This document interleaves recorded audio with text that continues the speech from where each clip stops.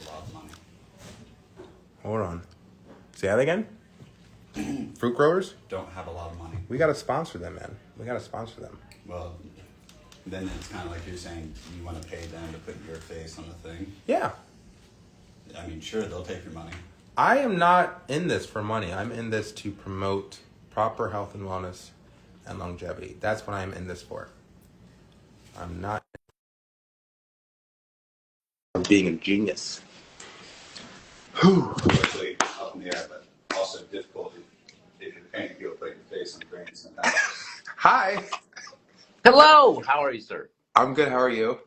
Oh, life is fantastic. Couldn't be better. I'm happy to hear that. So I've got a lot to talk to you about. I mean, you had a great season. Yeah, we're finally done. Thank goodness for that. That was a very long season and a lot of fun, a lot of learning and meeting people and getting on new stages, which is, what I always try to implore with others. Amen. Amen. Okay. So before we hop into it, I want to this is a new thought that just happened within the past 8 hours, and I want you to be the first one to hear it because Okay. I like you and I like your brain. And then I want to really dive into your whole experience with the different federations because I'm very interested in that. Okay, so Arnold Schwarzenegger, right? He's really in my orbit these days. Obviously, I've been in LA for over 11 years. We had a brush past each other a couple weeks ago at Gold's Gym, and I met a good friend of his today. And I've just been thinking, and I'm starting to see this project, the Natty King franchise, as the spiritual successor to Pumping Iron. And if it Yes. is a spiritual successor, and I think of other spiritual successors or actual sequels, I think of Creed with Michael B. Jordan and Rocky Balboa, which is a direct sequel to the Rocky franchise. Rocky. Yeah. Yeah. So I've been thinking, dude, we can literally present this project and this storyline of crowning the next sports icon to come out of bodybuilding as a direct sequel to Pumping Iron, framing the entire storyline around finding the next Arnold Schwarzenegger and getting him involved in the format of cameos and endorsements and things of that nature. Sure, but and just understand that what made Pumping Iron successful was they were able to use Arnold as both the main character, but also the antagonist to creating controversy. So it wasn't just a feel good story. It was who do you like and why, and you know what that confidence slash ego was a very big part of it, and I think tapping into that is important. That's what I'm gonna have to sign up for as the character, just because I've got the acting chops, and Yeah. to me, the world is a stage. So stepping on stage as a bodybuilder and doing posing routines and side by side comparisons, that's a performance. But then even this is a form of performance for me, where Absolutely. I'm looking. What's that? Absolutely, I Yeah, understand. exactly. So it's like if I have to play quote unquote the bad guy in the same way that when Arnold Schwarzenegger was being interviewed about Pumping Iron later on in the future, he was admitting, yeah, he was playing a version of himself. He was putting it on to create more heat or more intrigue. Drama. Yeah. Yeah. So it I was can a do it that. was a docudrama, not a documentary. And, Exactly. that's what that got people hooked. Exactly. So utilizing that as a reference point is super important. But I think if you're going to be doing this thing correctly, again, like we spoke about last time, understanding the different feds, the different stages, understanding the who's who of those stages, and getting them not only involved but identifying those things is a big win for all parties. I agree. So people know those stages exist, those organizations exist, and the subtle differences between them. That's what I would like to really get into with you. As I continue to flesh out what this project and storyline is supposed to look like, it actually becomes a lot more. I'm starting to see more differences than similarities between a regular bodybuilding competition and this. I like to phrase it as the King of Naturals tournament, where I'm actually picturing more of a tournament bracket style type of competition that's grounded around posing. And there would be posing rounds where one athlete against another athlete, and you kind of focus on styles as opposed to side-by-side comparisons. Personally, Okay. personally, from my perspective, and again, I'm new to the sport, and I'm looking at this from a storyline and a entertainment perspective. I think that the actual straightforward bodybuilding competition is not really that entertaining. I understand the competitive aspect of getting super lean and being compared on size, shape, and conditioning, but I'm not seeing like where's the mainstream appeal to that. Yes, correct. And like, I have nothing again. I love bodybuilding. I Yes. genuinely, I'm so glad that I found this sport. I'm going to be competing for decades. But if we're looking to make it entertaining, I have to focus on the performance aspect of what this sport could present. And it's got to be in the form of posing and rivalries and storylines. So we can pit one athlete against another athlete. Maybe one's super big and his posing style is different than a smaller competitor who prioritizes conditioning and being super lean, something like that. Sure. You're going to have, it sounds like, quite a few apples, oranges, and bananas to have by the end of this. And it very much is a sport where it's subjective and it's the eye of the beholder. I've been in front of many judging panels where they can think completely different than another judging panel. And you know what? Sometimes you're not the flavor of the week for that judging panel. Not to say you're not a great athlete, but being able to go into that understanding that, this is the eye of the beholder, and I just might not, or I might be, the individual that really checks those marks. So I think for you, with however you go about doing it, having that criteria very digestible, where the individuals know what they're aiming for, because the biggest complaint for athletes who are putting a lot of time, effort, money towards these things is that they went into it with the idea that it was graded like another show or another organization. If you have it very well written, described, and examples of it perhaps on your site or a YouTube video, that would allow people to prepare properly and bring that athletic look that you're looking for to the stage. So tell me about the competitions that you did this season and the different federations that you competed in. I competed initially in an NPC show in July. This shirt here is actually that show, the Washington State Open. It's probably the only NPC show up and down the I-5 corridor in the Northwest that I hadn't done. And my wife was already prepping for it. And I was like, well, we haven't competed together in 12 years. And it sounded like a fun time to do it. So I was going to be there anyway. And we went up there, and I was fortunate enough to win the classic physique overall. But we're us natties, we kind of look at that natty pro conditioning as like the spot we want to be at. And I was a bit embarrassed with my conditioning getting on stage at 3-4 months out from when I was supposed to be peaked. But I always say, like, NPC, and again, going to judging criteria, size is first and foremost, like muscularity and size. And I was packing plenty of that. In fact, I'd say it's, probably the heaviest and biggest I've ever been, not quite conditioned enough for me to be content. However, for classic physique, it was enough to take the title. That was the first show this year. And then from there, we actually went on our 10-year anniversary.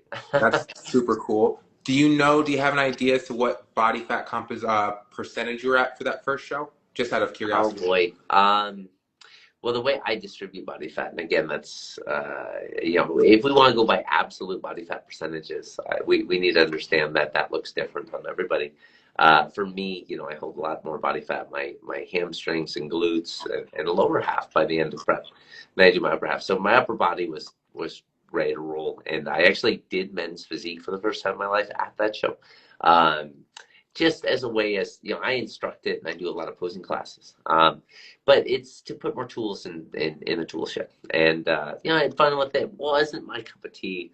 I also did classic last second because the promoter's like, please do it. And I'm like, you did all three. I didn't do bodybuilding that Okay. one. I my standards for bodybuilding look, I wasn't quite there, and I would have felt comfortable in my posing trunks at that body fat percentage. So I did classic. While it's not too much more coverage, it's something, and I think it does benefit me. So we did men's physique and classic physique for that show, and then my wife and I went on our 10-year anniversary vacation to Mexico a few weeks later. And then I came back and I did the Open Natural in near Seattle. And that Uh, federation is He's actually unsanctioned, so okay. he is not a Fed. He's not an organization. Standalone show with an invite to Mr. America. If you win, and the way it's scheduled is if you win the overall in your division, and then you beat the other overall division winners, men's physique, classic physique, then you do get a grand prize to be flown out to Mr. America. And so Okay, I and was hold go on. ahead. I saw this post today, right? Yeah. And you're giving them a shout out. So you're telling me that the men's physique overall goes against the bodybuilding and the classic physique overall for the overall? Yes, yes, and that was for the person who won that got a flight paid for to. How does a men's physique beat classic and bodybuilding divisions? You know, this actually wasn't the only show that did that this year. Ryan Sullivan did the same thing at the ANBF Monster Mash for a $1,000 like grand prize belt. It's again up to the judging panel. That they're making the decision on what they like. I'm so glad that you said that because I was thinking of doing something because I want to do the Natty Queen directly after the Natty King, Oh, and I was that's thinking of awesome. and I was thinking because women's physiques, I mean men's physiques you already know are quite varied, but women even more so. Oh yeah, So we got yeah, 5 or 6 divisions now. Yes, hmm yeah. so I was even thinking of having multiple divisions compete for the title of the Natty Queen, and we don't know who actually gets that title from what division, just to create as much variety and fairness as possible. I would talk to Ryan. He did it at the Monster Mash 2 weekends ago with all the women divisions as well. Okay. Okay. How does all right, okay, yeah, because I'm fascinated as to how a men's physique athlete because I completely wrote men's physique off Yeah, as like and I don't know if that's fair. I mean, there's some fantastic men's physique guys. The guy who won the ANBF overall was absolutely amazing. I mean, you could tell right away, just structurally put together so well. And while we're not demonstrating, the quadricep and hamstring glute size compared to the bodybuilder, they ran through some quarter turns, some walks, and they let the men's physique guy hit a couple front and back double buys. And the judges, they love that physique. And looking at his physique, I mean, all of us bodybuilders are like, dude, that guy is jacked, yeah. huge, and just, he's got that look, the aesthetic, appealing look, and he was very deserving of the win. Now, I wasn't privy to the female overall because I was the very end of all the pro classes, and I had already went to go shower. But that sounded like a pretty fun event too, because there was 5 divisions competing against one another. Okay. Okay. This is I definitely don't want to walk around with this. I don't even want to call it a prejudice against men's physique because I don't have a prejudice. I've only competed as men's physique. It's Yes. just that my introduction to bodybuilding was through pumping iron, and I guess you could call me something of a purist. Of And course. Yeah. yeah, and if we're looking to crown the next icon to come out of bodybuilding, and I picture pumping iron, and I picture Yeah. those athletes, I picture But quads. But you initiated this conversation by saying you want to make things more mainstream.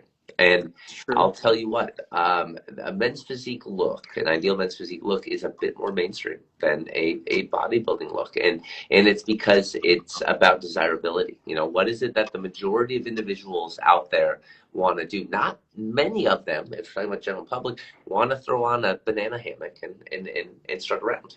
However, board shorts by the pool with good abs and a big chest probably does draw more individuals in. So if you are looking to broaden horizons, it should be a consideration. You're right. Well, I don't know if I could open the door. We've got 30. We capped it at 30 athletes, I understand that, yes, yeah, but but I like where hey, your head's at. yeah, just the thought process. You open up Yeah. your horizons, and again, that sport has evolved to the point where if you go to any of these larger events, these international or world's events for national bodybuilding, you're going to see the top men's physique guys, and there's no difference from them and the bodybuilders in terms of muscularity and size. If anything, they might be a little even larger or more tapered than the bodybuilders, but that is also to say, we're not judging that lower half. So Yeah, it's interesting. It's fascinating, and I love your wealth of knowledge. You've always been very easy to talk to. So you got back from Mexico. You did another show. So that Yes, the means. Open Natural. Yeah. And That then was a you. that was supposed to be my warm up show for the season when I originally plotted things. So we were already in pretty good shape, and really the wife and I were. She kept dieting, which surprised me because I expected her to take a breather, call it a season, but she wasn't done. She was like, no, and so I cook rather well, and we went to the grocery store and got a really nice hotel resort where I cooked 5 meals a day. We ate out for our anniversary and I think one other meal. And the rest was just dieting through our vacation, getting our step counts up, hitting a good resort gym, having a good time, getting some extra sleep. And then I got in, and I think I had about 2 weeks, 2.5 weeks until that warm up show. And we showed up there. We did win the bodybuilding overall and the overall for that invite for the Mr. America. And that was awesome. That was fun. It was new because different stage, different promoter, and I met some athletes. Believe it or not, I was a little concerned that the show I was about to put on. Keep in mind, I'm a promoter, and I'm about to put on an event shortly after that one. Some of those athletes we want to entice to our show as well. It wasn't very far. They're in great shape. We have a big, good natural event in the Northwest we put on, and it was our 20th anniversary. So we wanted to make sure that we didn't chase anyone away. So I didn't want to go up there and be like, well, I triumphed over a newer athlete. I've been out for 20 years. And then they were like, well, I'm not going to go to that promoter's show because, he beat me or something. So What federation is your show with? ANBF, American Natural Bodybuilding Federation. Yeah. Not to be confused with WMBF. Correct. Yeah. So the ANBF is owned by Kent Beerley. The vice president's Ryan Sullivan, and they are really leading the pack based on some of the tried and true practices that we've always held dear, which is athletes come first. We're all in the fray. We're coaches, we're trainers, we're athletes, and it's a different world today than it was 15, 20 years ago. If you're a promoter who hasn't been on that stage, hasn't been part of our current culture of bodybuilding, a couple things may be missed. The athlete experience is what matters. How do you cultivate that? And that's one thing I wanted to share with you. If you're looking to put on an event, again, like I spoke about last time, try to get on a lot of stages. See how people run stuff. Take what you like, put it in your back pocket, because you're going to find some pretty wide array of differences and concerns and complaints that might come as a surprise to you, that can be overlooked or not addressed if you're kind of checked out and you're just a promoter. And I think they're very important towards the growth of the sport. Couldn't agree more, and I love that advice, and I'm so glad that you're reaffirming it again. Off the top of your head, just as a athlete and a promoter, are there any glaring things that stick out to you? And you don't have to name names or shows, but are there any things that stick out to you as like, that could have been done better? Yeah, so I think that if you're going to put on a large event, it sounds like you want to put on something that involves a lot of high names that are coming from all over the place, right? And more than likely, you're going to have athletes from even out of the states who are trying to involve themselves in that. If that's the case, you have to make sure their travel is a little easier on them. Like, you shouldn't maybe have the airport 5 hours away from your hotel and your venue. Like, that's important. What about your venue? Is it accommodating? Are you having a hotel with a microwave and a mini fridge? Are you having a hotel that also has the tanning and registration, or are you putting that somewhere else? The logistics of the situation need to be as easy as possible. There is a lot of stress that goes into prep. And if you're making it to where athletes have to jump through hoops just to complete the process, they ain't coming back. They want to make it to where it was easy, fun. They can focus on bringing their best, lower stress, so they look amazing on your stage. And so things that I have found that are different amongst shows and federations are proximity to the venue and the hotel, the ease to the airport. What about the pump-up area? Are you providing bands, dumbbells, anything at all? I believe that an athlete looks his best the way they put on that muscle. So I'm going to provide as much as I possibly can backstage. Like I brought a pull-up and dip station. I brought a barbell. I brought easy bar. I brought dumbbells and bands and perfect push-ups. Like I brought mirrors. Like if you want to look your best, these things are going to provide that for you. I also the amenities. I believe that in every sporting event, at least every one I've done, from Spartan races to military ones to bodybuilding shows and powerlifting meets, I've always received some apparel for free for just participating in the event.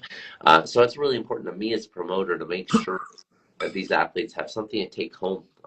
Because guess what? That's advertising for you. If they're wearing around your shirt, they're wearing around your hat, their gear, sweatshirt. Heck, maybe you provide a belt for the show. People are going to ask about that in the gym they're at. They're going to say, hey, what is that? What is the Natty King? And they're going to talk about you.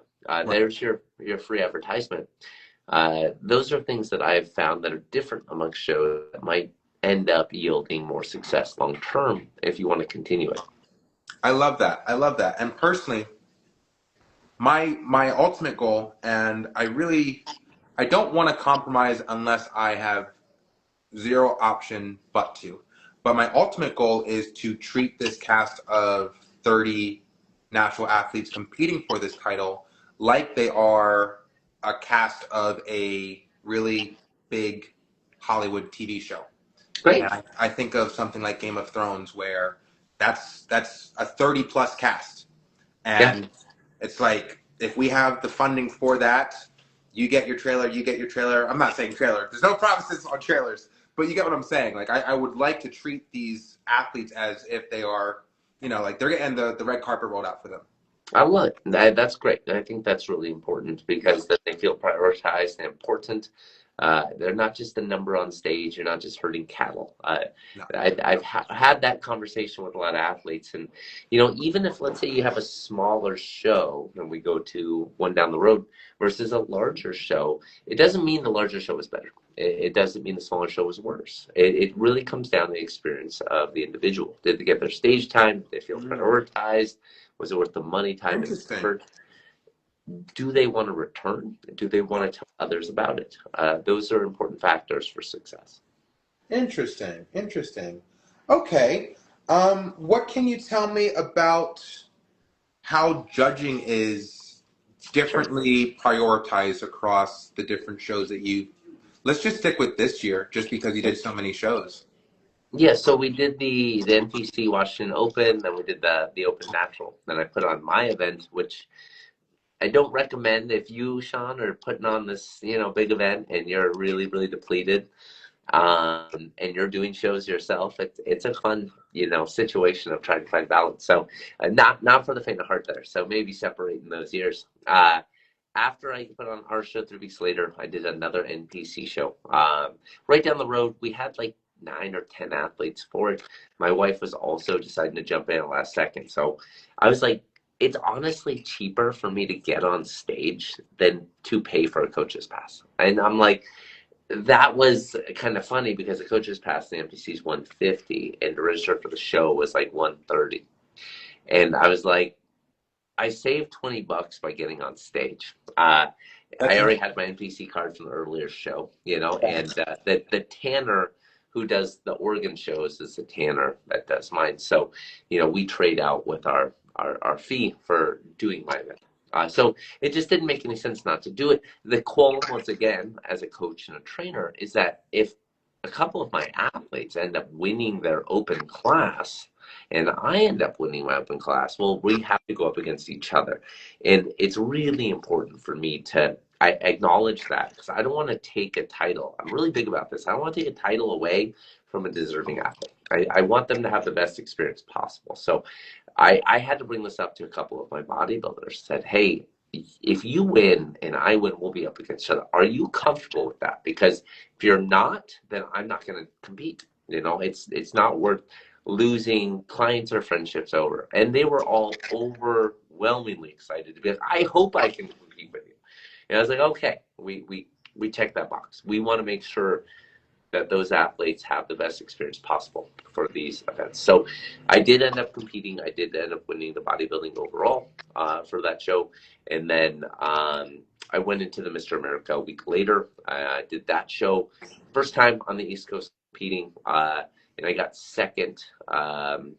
They said due to a tan in the master's class, and I got fourth in my open heavyweight class. And I was overwhelmingly happy with those placements.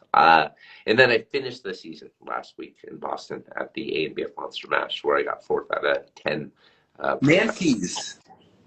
Yeah, it was Nancy's for forever, 25, 26 years. Now it's Ryan Sullivan's show. He rebranded, modernized it, and continued the legacy of Nancy Andrews. Modernize it, huh?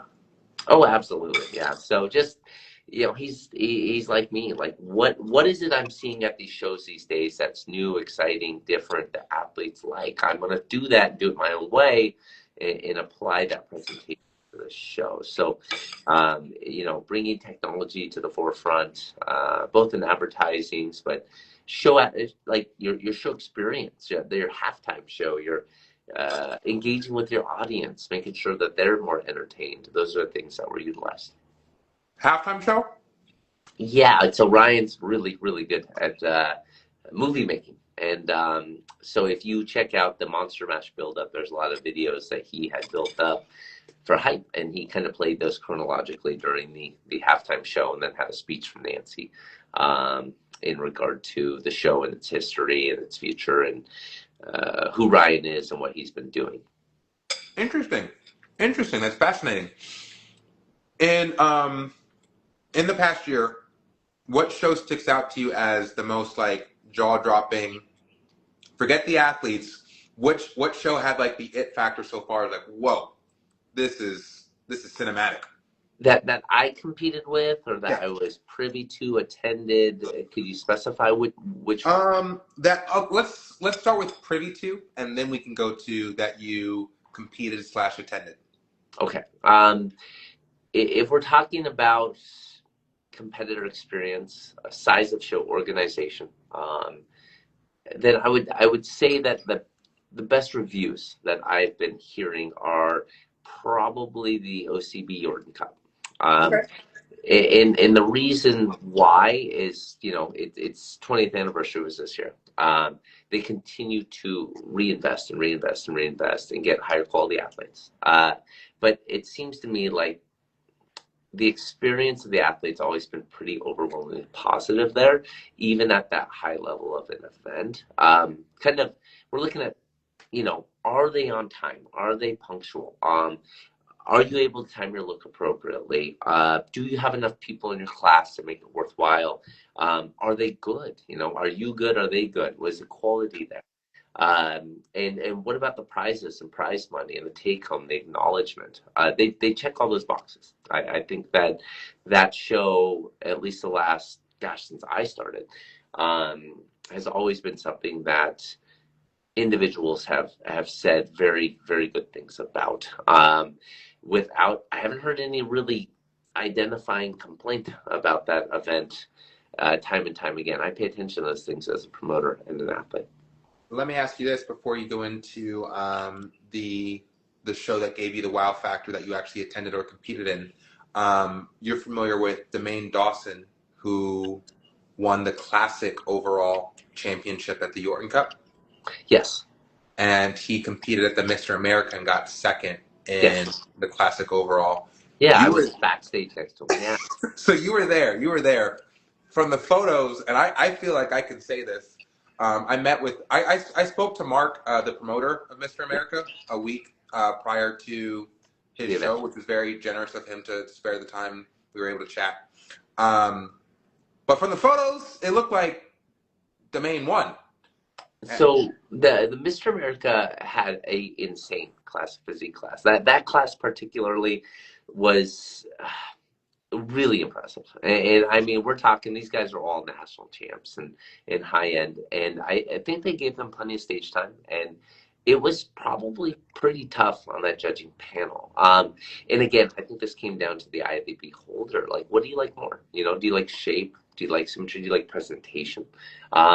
Do you like raw sheer muscularity? What is it that fulfills your criteria? Here's the thing, again, about organization federation differences. Mr. America is its own standalone show. So you don't have a basis of comparison. You can't take what the OCB judging criteria is and just say, I'm going to apply that 100% to Mr. America, or the new WNBF style and bring it just to Mr. America, because you might fall short. You might be a little different than what they're looking for. And I would try to implore that like, when I am an athlete who's doing a NPC show, I try to hold back on that true conditioning a little bit for myself and for others, because if it's at the cost of any muscular size, we're going to do worse on that stage. Wow. I as a coach, I do not want you shredded to the bone. They're not going to give you the credit that the Natty Fed will. I need to hold back and maintain as much fullness as possible. They're going to like that more. And the stage time is much, much faster. So the same thing's true with Mr. America. I wanted to look, and I watched videos and was practicing to the videos of the previous YouTube winners and the prejudging. I was doing all my prejudging posing with that time frame, because I've done WNBF and I've done OCB and I've done NPC, but this was different. Why should I practice under another organization's rules and regulations? I should practice over exactly what this show is looking for. And so that was different for me, because I'm accustomed to the WNBF saying, hey, we're going to do a quarter turn to your right, and then we're going to do a side chest, return to a quarter turn right, and then side try, and then return to quarter turn to your right. And they didn't do that, Mr. America. They were just like, side chest your choice. And then they might be like, quarter turn your right, side try this side, quarter turn relax, side chest this side, quarter turn relax. You never knew what the command was going to be next. In the WNBF, I very much knew what the command would be next. Interesting. Okay, in the NPC, we don't have a side chest and side try on both sides. It's choose your favorite. I had to identify this year which one was better than the other side. And so you need to, as we say in the Marine Corps, you need to practice like you go to war. If you're about to go and do a battle that is different, then don't practice for that. Practice for the one right in front of you. Interesting. Okay. And this is really great insight. I'm personally curious, just again, I am not an expert in bodybuilding. I'm just a person who loves physiques. And once I discovered natural bodybuilding, I got super excited because I've always liked my physique. And then to learn of a sport that I could peak my physique over the course of decades and then pursue greatness, match made in heaven. But the judging criteria is one that, especially the way that you break it down, how it's different in different federations. Yes. The way that I see it, just as like a bodybuilding enthusiast who, if I'm seeing a great physique, oh, this is a great physique. And if I'm seeing that great physique next to another great physique, I'm making a determination, well, this physique has better overall size, shape, and conditioning and better stage presence. This person should clearly win. And when I listen to you talk, it's almost as if they're prioritizing conditioning over here and size over there. Yes. And I'm asking myself the question, why? Why are we doing, like, why is the judging, like, why isn't it just like who's got the best physique? Why isn't that what bodybuilding has been up until now?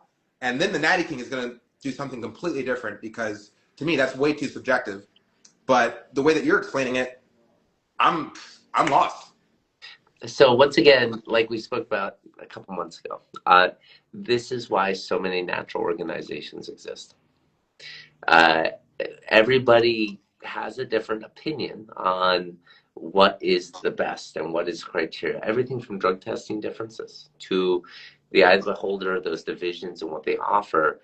You know, whoever is the owner, leader, company president, the current, person in charge is going to have to write that criteria down, and they got to stick with it. And it's going to be subtly different from the next Fed. That's what makes that other federation different. Otherwise, they're the same, right? Like, why would I have two Feds that are identical? They're going to combine forces if they truly believe in every single thing the same. But we're all human.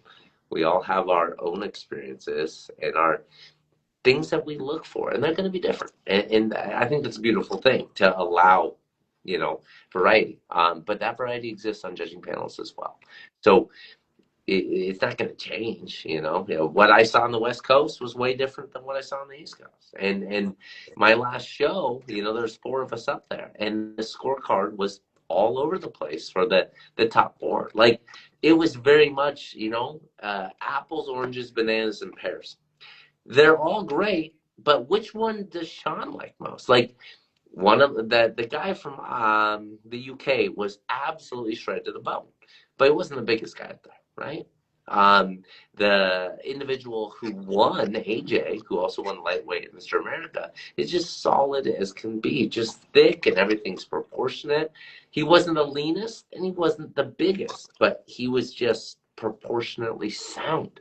And then third place was just so impressive the moment they walked out. Had the muscularity, especially on the interior side, but maybe faded a little bit on posing and probably perspired a little bit more than the next guy. But the immediate reaction, if you're like, hey, what draws my eyes initially was maybe the best athlete up there, because they were just so big and full. And we were up there for some time, so there was some fading and improving going on. I had first place votes and a lot of fourth place votes. I ended up in fourth place by a point, and third place ended up in third place by a point, and second place ended up in second place by a point. That's how all over the place the judging panel was, because what is Shaun like may be different than what that judge to his right likes. How do you feel about this? I'm really interested in, again, my background and knowledge about bodybuilding is primarily based in IFBB and Mr. Olympia championships. Since I only just discovered natural bodybuilding in the past 2 years. So when I'm thinking about like the historical moments of the sport of bodybuilding, I'm thinking of, I want to say 1980, when Arnold Schwarzenegger returned after, I believe, a 5-year hiatus. And he competed against Mike Menser and Chris Dickerson and all those people. Frank Zane was also there. And allegedly, I wasn't there, neither were you, but allegedly he was not coming in at his best. He looked to be about 6 weeks out. His conditioning was left to be desired. His legs were undersized, and just overall, this was not the best Arnold that we have seen. Yet it beat a Mike Menser who had just scored a perfect score for like the first time in the sport's history a month or so ago. Yes. And they're going against that Mike Menser, and he got like third. Yeah. And then the following year, 1981, and Franco Colombo wins the Mr. Olympia title with a atrophied leg after he was recovering from a fridge falling off of him. Meanwhile, Tom Platz has the biggest legs in the history of the sport. So I don't know. It's like I wish, and I say I wish, but my intention is to not leave it up to the judges, because I'm just going to come right out and say it. There's a flaw there. There's a clear flaw there. You're going to have to. If you're a promoter, you can't go and override your judging panel. Like, then what's the point of the judging panel? You're going to need to entrust in a judging panel from your head judge all the way down. And the number one thing you're going to have to state is, what is Shaun's criteria? And they have to be able to recite it and know it to the T, because that will make it to where your scores are very digestible for your audience and your athletes. Otherwise, if it's not well written and it's very subjective, it's all over the place, you're going to have some concerns and complaints, and you might chase away more athletes. But you're not going to be able to, as a promoter, involve yourself in that judging panel. That's not your job on show day. You need to have a list of individuals that you can entrust, that have the experience, have the know-how, have the eyeball, and that can maybe converse over these if there's a concern, if it's a tight race. If you want to make it Mr. Olympia style, where, hey, it's really close, let's have these 2 or 3 gentlemen that are a tight race come back out tonight, and we're going to do another judging between them. You can do that as a promoter, but you got to be really careful to be interjecting into what that scorecard looks like. How do you think it's a crazy idea to, because this is intended to be televised, ideally it would be a live streamed event, In fact, that's exactly what we're aiming for. What do you think about the idea of audiences around the world weighing in on who they think should be crowned? I think that until you can get such high definition video, such perfect, identification with internet speeds and quality, that's an impossibility. Mm. Unless we make it about the posing routines. Then you're changing the sport in its entirely. You can make it to where that's part of the score, but if it's entirety of the score, Yeah. you'll have some soft athletes come in and smoke it Right. because Well, we they don't don't want need to that. be Yeah. conditioned in order to present well, Yeah. or We they don't have to be muscular in order to present well. And that is, again, should be a piece of the puzzle, not the entirety of it. I agree. Okay. Well, what are your thoughts on how to properly avoid politics? Because I'm not looking to have a repeat of 1980 or 1981. If you Or want Mr. to, America. I don't feel yeah. like, I mean, again, I wasn't there, but you mentioned, and I actually do want to hit this point home. You mentioned that different criterias and different judges and yada, yada, yada.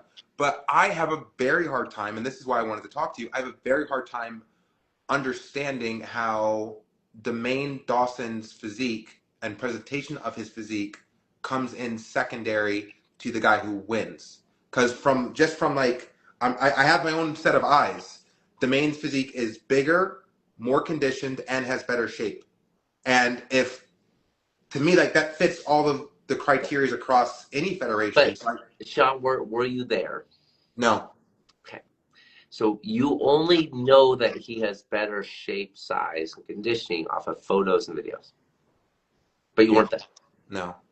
And again, until you have some kind of 16K ultra in your face 3D model, you're not going to see what the judges see. And I've experienced this time and time again, and we see it every year at the Mr. Olympia stage, where people argue over stuff that they don't get to see the whole picture. You know who does? Is the judging panel right there. That's who gets to see it. And so you can only assume, based on stills and based on choppy video, what really occurred. But we still also have to take into account that there are politics at play. Like, we can't ignore that. There are politics, and anything in which money is a denomination of cash that can be life-changing is going to be involved. Life-changing. That will never Life-changing. change, because that means it's a business, right? And the organization that runs that business wants whatever is going to be more fruitful. Right. Let's look at Kai Green versus Phil Heath. Who's more marketable? Let's break it down into, if I'm looking at the next 365 until next Mr. Olympia, who's going to garner more support from my organization? And I would That just representative is important. And that, whether we like it or not, is going to play a role on that decision-making process. And all I'm suggesting is that we just don't pretend like it's not there. We just bring it to the forefront and have that be factored into the judging criteria. It's fine. Like, if you can say, hey, 1/5 of this is marketability. Yeah. And let's just call a spade a spade. Perfect. Now there's no deceit. Yeah. So when Arnold shows up 2 weeks out and he goes like, "Oh, I'm competing." Hey, marketability plays a huge factor in who gets crowned as Mr. Olympia. Yeah. Well, I guess Arnold won. This day and age, you could probably make an argument on social media following, and those I don't want to do that, but you're right. I'm sorry, but those of whom that are carrying in 43,000 live stream views for you, and paying even $1 a view, you have that individual have someone who's really close next to them. Yeah, and honestly, whether I think it's right or wrong. If you're a business owner and you're having to make a decision there, I can pretty much guarantee I know where that decision will go. And you're not, I mean, you're speaking the truth. This is how Hollywood is actually casting actors these days. It's the same thing.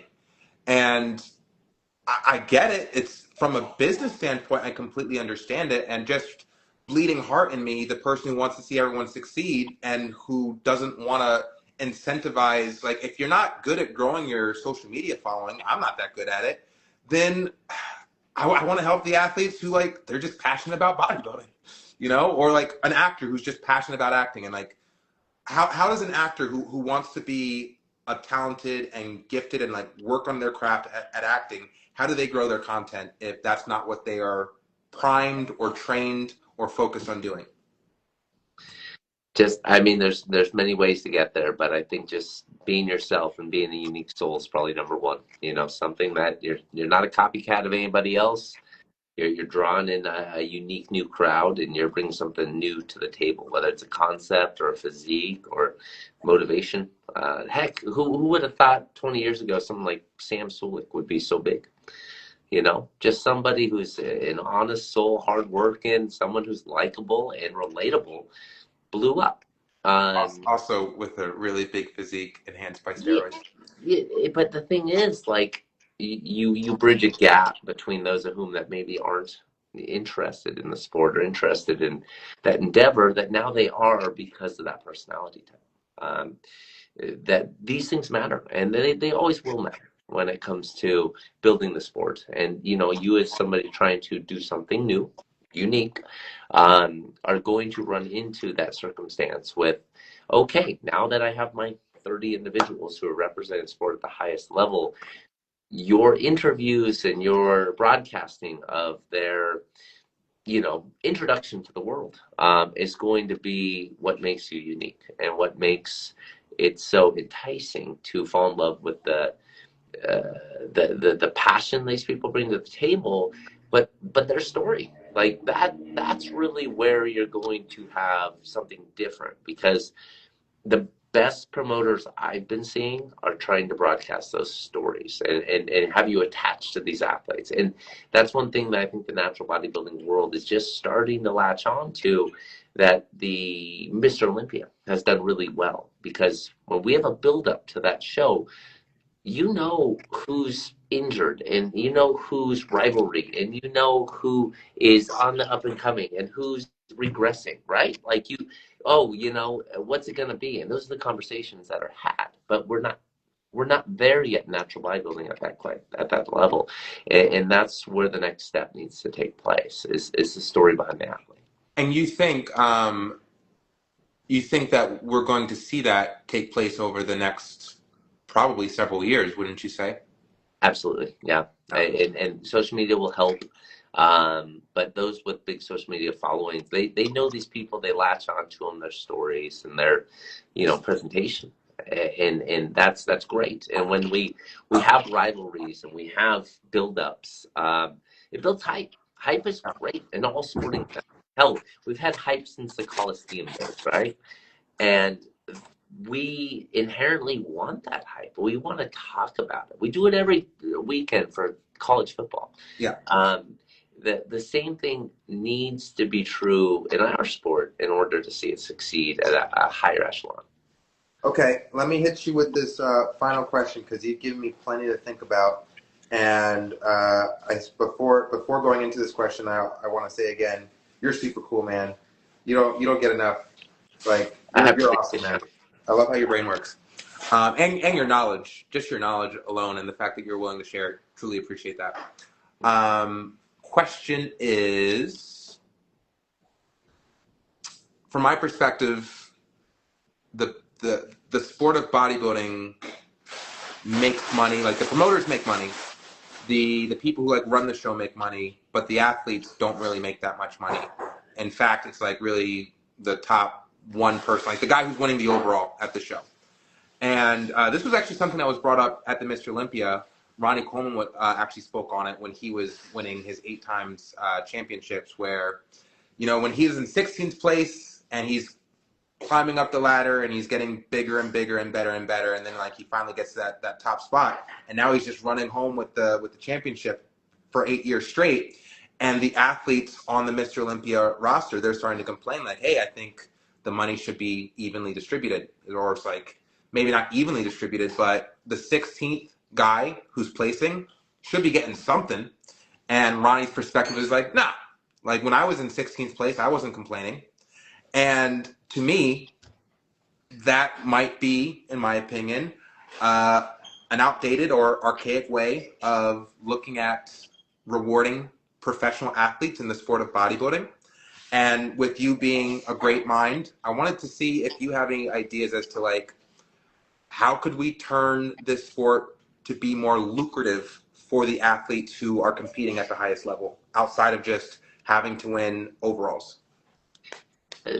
So we're going into business and finance here. And, I've been doing this long enough as a promoter, an athlete, and a participant of the sport to let you know right off the bat that natural bodybuilding promotion is inherently not profitable. You've got to really be good in order to be profitable. So right off the bat, I'm separating, a untested high level event like Nationals, Pittsburgh, Mr. Olympia, what have you, with what I do, what you're about to go into.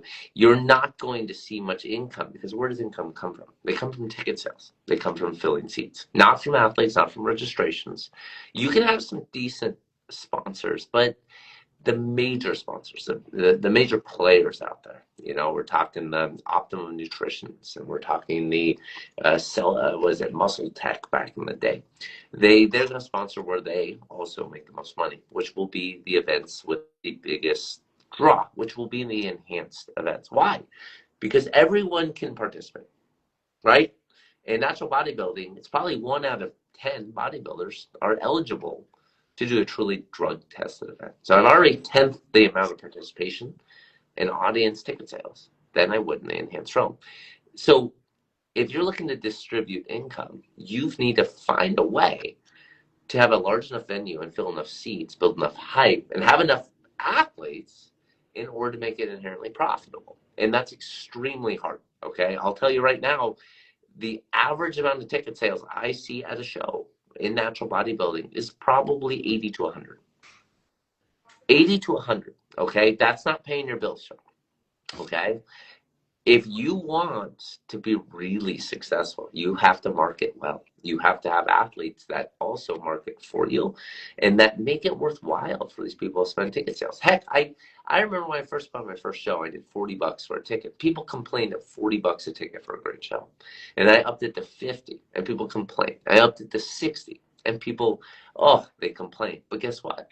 I have just as many ticket sales, if not more now, than I did then. Why? Because the event is well done. I have good communication, good advertising, good marketing. It's entertaining. The athletes are good. It's organized well. We give out freebies, shirts. There's food sponsors, supplement sponsors. There's the United States military there. We start with a live national anthem. We close on time. We start on time. If you can't fulfill these things, people are going to remember that and they're not coming back, not to watch, not to participate. And I've been to enough natural bodybuilding shows to notice that you've really got to have your stuff together if you're going to do well in natural bodybuilding as a promoter. The enhanced shows, they have more athletes, eligibility, and they have some organic interest from people that don't have any skin in the game, that are going to that show just to watch, just to see the freaks, okay? And again, going back to 4,000 years ago and coliseums being built, people want to see the freaks, okay? And natural bodybuilding, how much harder it is for us to see the freaks, because they're our 1 in a billion. And you've interviewed them, you're going to have them there, but they're not as commonplace as the individuals that come out of the woodwork in the enhanced realm. So all of this plays a role on finances. So if you're like, hey, I want to distribute the money evenly, well, you have to create the income first. There needs to be monetary income that is created by sponsorships and ticket sales, because your registrations won't even pay for the awards you're providing those athletes and the stage experience, okay? Your sponsorships, your sponsors aren't going to sponsor you unless it's worth their time and effort. They want to feel like they're garnering business support and growth off of being at your venture. And if it's never happened before, it's a lot harder to solidify via promises than if you have a baseline from a previous year. If you're like, hey, I had 400 ticket sales last year and 100 athletes, well, people are going to be like, that's enough to make it worth my while. But if Shaun says, I have 30 athletes and I don't know where my ticket sales are going to be, you've already chased away half your sponsors. Right. It's not enough participation for them to put the time and effort forth. So it comes down to denominations, income, and profitability before we can even begin to talk about paying out athletes at the level they want or feel like they deserve. And I've put enough shows on to tell you they're not all profitable, Shaun. They're even with that knowledge, skill set, and passion, they're not all profitable. And it's a year of work for the love of the game. So, honest truth, something to digest, put in your back pocket. That it's got to transcend just income and business. It's got to be. I wake up every single morning. I love this sport, even when it's not paying my bills. I'm going to be there. I'm going to do that, and sticking it out will yield success long term. Amen. I very much agree. And I really appreciate that perspective. Mark, the promoter of Mr. America, said about as much. You speak a lot more. He spoke with a little layer of cynicism. I'm a realist here because I like to set people up for success with realistic expectations. Like, it's possible if you're willing to do the work, but let's be real. If you're not, or if you're not properly prepared, you're going to have a hard time. And so you can call that realism, cynicism. I just want to make sure that I'm providing a realistic outcome and that people are going into it with a realistic expectation, because boy, I've seen some promoters that are good people that expect quite a bit more in terms of income and ease, and they are rudely awakened when it comes to showtime. Yeah, these are great thoughts, great things to reflect on. I have a lot of more research to do. There's two thoughts that come to mind, and I want to dive deeper in this. Obviously, I've got hundreds and hundreds of conversations more to have over the next 2 years. But the one thought that comes to mind is there's an athlete in the Brazilian Jiu-Jitsu sport. His name is Craig Jones, and he put on a very similar tournament where it was invitation only, just like the Natty King. And he's bringing the top athletes in Brazilian Jiu-Jitsu to compete for, I want to say, a $1 million cash prize, again, just like the Natty King. And I'm wondering how he was able to raise the funds for that and put that show on. Because it can't be just ticket sales. There's no way it can just be ticket sales. And then the separate thought that kind of aligns with it is, if we can present this as a cinematic experience, the spiritual successor to Pumping Iron, that sets off as like the next era of fitness and health and wellness, that's what this project is intended to do, then you would be able to be a pioneer and form your legacy around the birth of this new moment in the history of the sport and industry. And that's exactly how I want to pitch it to potential investors, but I'm more so thinking about Hollywood, you Yes. know? So these are great thoughts. You're awesome. And you've given me a lot to think about. Sure. I appreciate your time, Shaun, as always. And any way I can help. All right. I do got to bounce. It's been an hour. Oh, no, this is great. I appreciate your time, man. Absolutely. Have a great night. Some stuff to digest and think about. And, until next time, I'm sure you're going to continue progressing in this endeavor. Thank you so much, Aaron. You have a great Wednesday night, and I'll talk to you soon. Hey, likewise. All right, take care.